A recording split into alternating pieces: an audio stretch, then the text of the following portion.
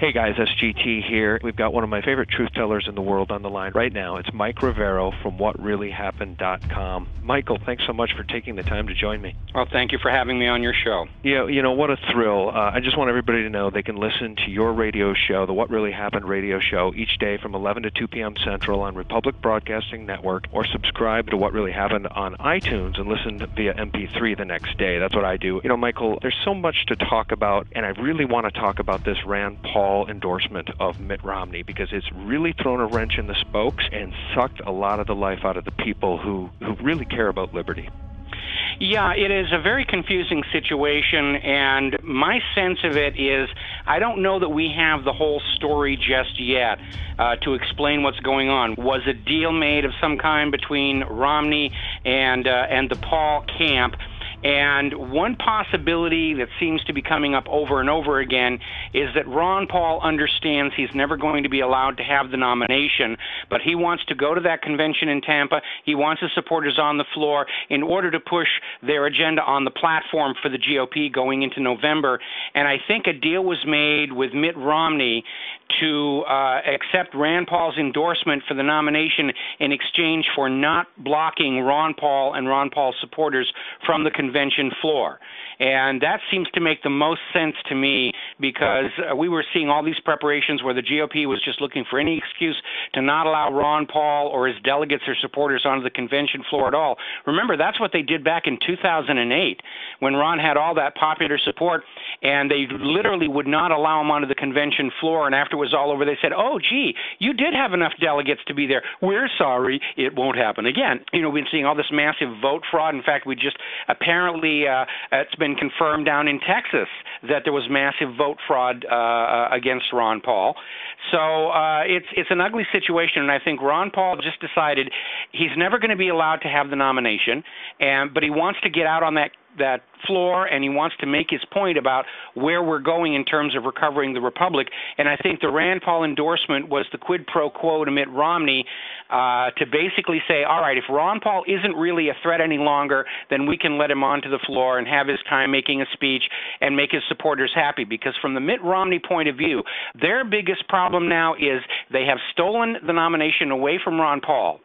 But how are they going to prevent Ron Paul's supporters and voters from simply quitting in disgust and going over to Obama, or simply staying home in November? Because I know a lot of Ron Paul supporters, and I'm one of them, their attitude is if Ron Paul isn't on the ballot, I'm not even bothering going to the election on November, and that, of course, is going to work against Mitt Romney.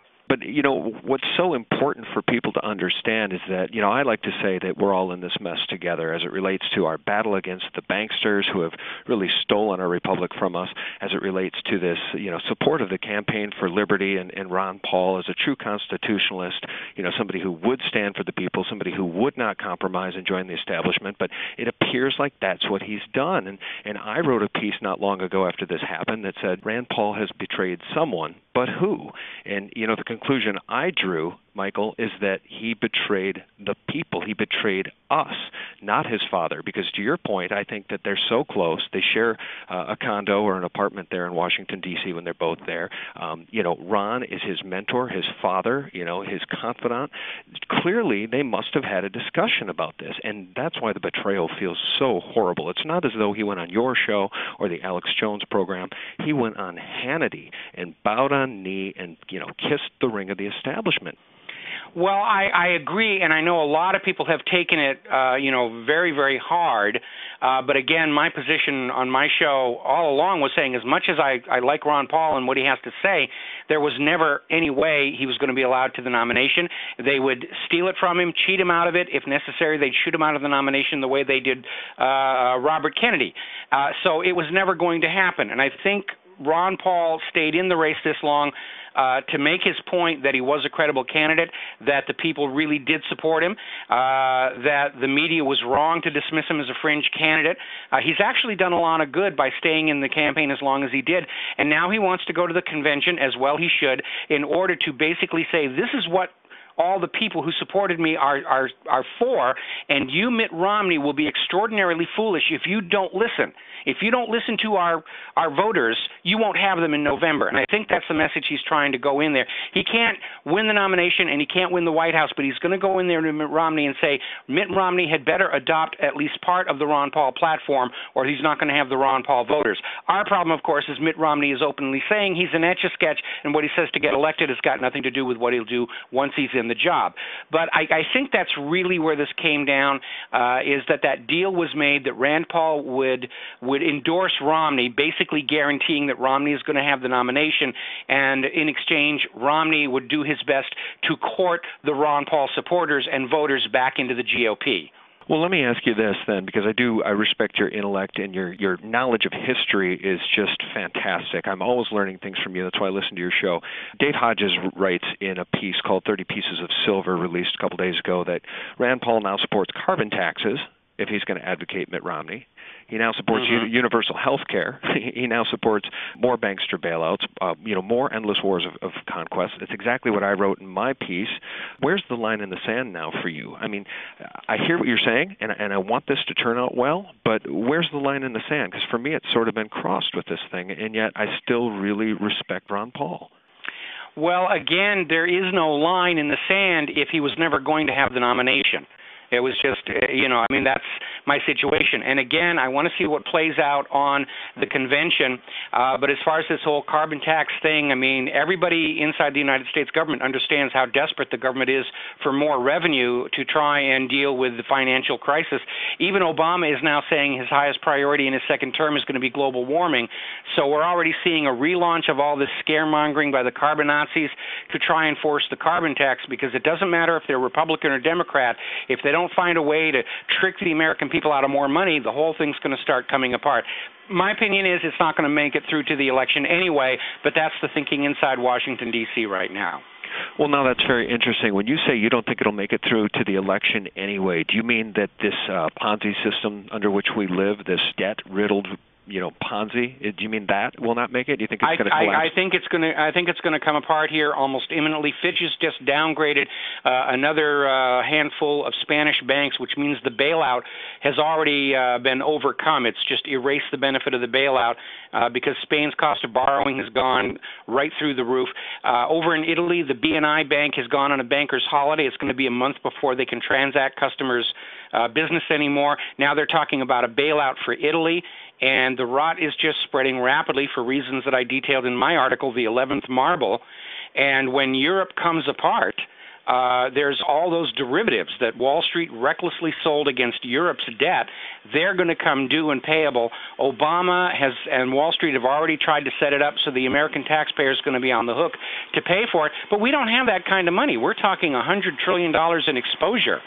And when it all comes down, they might just inflate the debt away. We're going to be printing out, $100 trillion notes the way they're doing down in Zimbabwe, and it's still not going to be good enough. And I think, I know that back in 2008, George Bush Jr. tried the same stall tactic. He tried to hold together the economy looking halfway good for November, but it actually came apart in October. And I think I don't even think we'll make October. I would be very surprised if this thing was still functioning halfway decently end of August. Well, that's so interesting. Now, I want to share this with you, and I'm going to give a call out to a friend of ours. Her name's Patricia. She emailed me after this Rand Paul endorsement of Romney went down, just apoplectic, feeling very, very, very duped, and saying that she feels duped by the entire liberty movement. She feels duped by this idea of buying silver because she's lost money. She just feels duped across the board, and I feel terrible about that. And what I emailed her back, Michael, was that we're all hurting right now. We're all feeling a bit duped. But it's by this system, it's by these banksters, it's by the people you call money junkies, and it's these people who are bringing down the system. It's these people that we should be angry at. It's these people. Absolutely, absolutely. The important thing to remember is that as soon as Rand Paul made the announcement, the people who are opposed to the Occupy movement and opposed to what Ron Paul stands for were fanning the flames of, oh, you're betrayed, he's collapsed, he's sold out, because they want not just Ron Paul to not get the nomination. They want his entire philosophy to vanish from the American political scene and for everybody to scurry back obediently to the chosen candidates of the money junkies. And I don't think it's going to work. And that's why over at my website I was saying, don't jump to conclusions. There's parts of this we are not getting yet. And again, coming from my perception that there was no way Ron Paul was ever going to get the nomination, and I think Ron Paul knows he's never going to get the nomination, so the goal was, how do we move forward? How do we get our people to the convention? How do we try and at least bring our values to the platform for the November election? And I think it came down to a situation where if Ron Paul and his people just left in a huff, it basically guarantees Obama a second term. And I think it may yet do so. I think when the GOP anointed Mitt Romney as the candidate, they've pretty much come close to handing Obama his second term.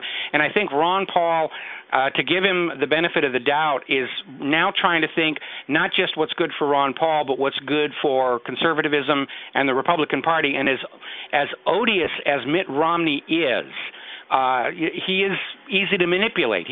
Whatever you tell him the people want to hear today, that's what he's going to be saying.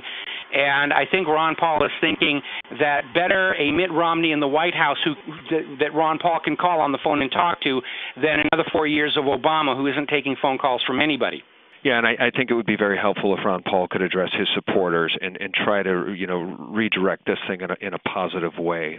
We can move on, but what's your take on that? What should Ron Paul do right now to save this thing that he's built over the course of decades?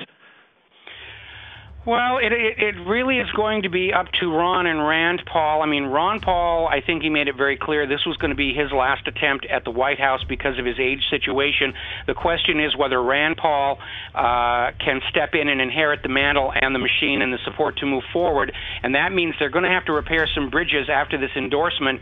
And that means, I think, at some point between now and the convention or immediately after the convention, Rand Paul's going to have to stand up and say, this is why we did what we did, and we did it in the best interest of preserving, the movement and what we're trying to accomplish, to take a step back so that we can take a future step forward. He's going to have to sell that to Ron Paul's supporters or the whole thing is going to collapse. Thanks for watching Part 1. Don't miss Part 2.